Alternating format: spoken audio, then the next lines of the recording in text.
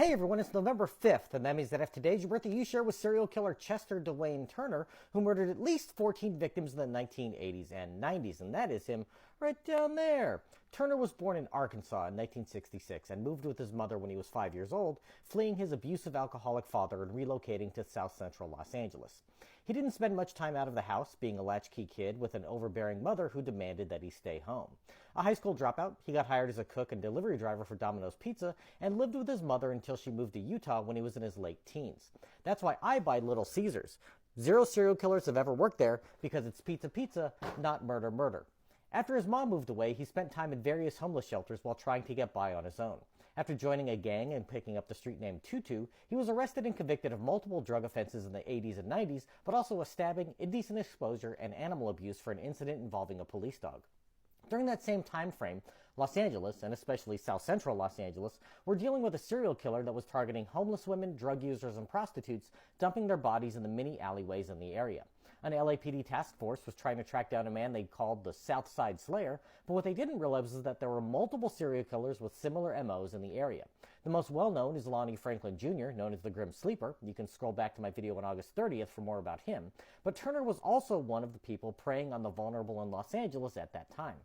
Between 1987 and 1998, Turner sexually assaulted and murdered at least 14 women, most of which occurred in a 4-block area surrounding Figueroa Street, with the others in the San Gabriel Valley and Little Tokyo. He even attended a wake for one victim, eating food and mourning with the rest of the community in the backyard of her mother. DNA was recovered from many of the crime scenes, but it wasn't until Turner was forced to give a DNA sample in 2002 while serving an 8-year sentence for sexual assault that he was tied to any of the murders. He'd been caught after dragging a woman behind a dumpster and repeatedly assaulting her.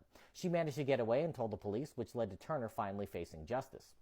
Investigators first tied him to his final murder and then began going over cold cases and discovered 9 more that his DNA linked him to.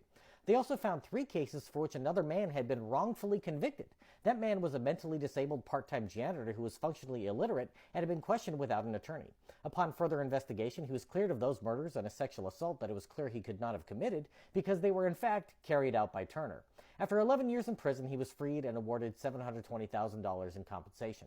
Once DNA evidence and even security camera footage of one of the assaults were presented in court, Turner was convicted of 11 murders and sentenced to death row.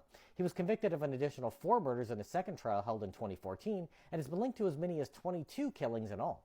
In 2020, one conviction for killing the fetus of a pregnant woman was overturned, but he remains on death row for the other 14 murders and will likely spend the rest of his days there.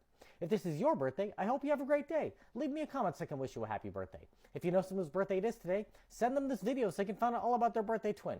And to Chester Dewayne Turner, I say, happy birthday, you bastard. Pizza.